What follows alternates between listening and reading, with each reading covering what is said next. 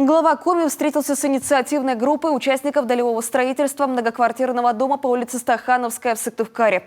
Решено, что дольщики сами выберут способ реализации своего права достраивать объект или получить компенсацию. Напомним, стройка на Стахановской началась 6 лет назад. С 2019 года работы на объекте не ведутся. Застройщику не хватило средств. Компания «Вега» заложила в проект стоимость квадратного метра ниже экономически обоснованной. В результате компания банкрот, а жители так и не получили заветные квадратные метры. Сейчас, чтобы достроить дом, сначала необходимо передать его Республиканскому фонду по защите прав дольщиков.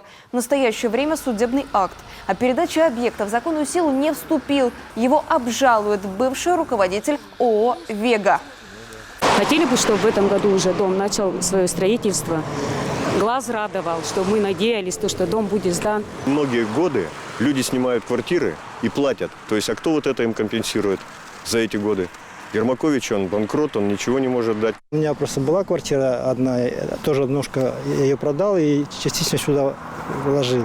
Тоже, как и все, оказался неудел. Поэтому надежда, что власти закончат ту работу, которую они начали, в помощи дольщикам. Большая встреча представителей правительства Коми и надзорных органов с дольщиками назначена на 6 апреля. Специалисты Минстроя Республики наглядно с обоснованиями, графиками и сроками представят два варианта решения. Для достройки необходимо масштабное обследование объекта и разработка документации. По оценке Федерального фонда развития территорий, степень готовности объекта чуть более 55%. От результатов обследования будут зависеть и сроки завершения, и сама возможность достройки. Если есть угроза безопасности жильцов, дом снесут. Строительство начнется с нуля. А это новая проектно-сметная документация. Если дольщики абсолютным большинством согласятся на альтернативный вариант, то по информации Минстроя Коми возмещение будет выплачено уже через пару месяцев.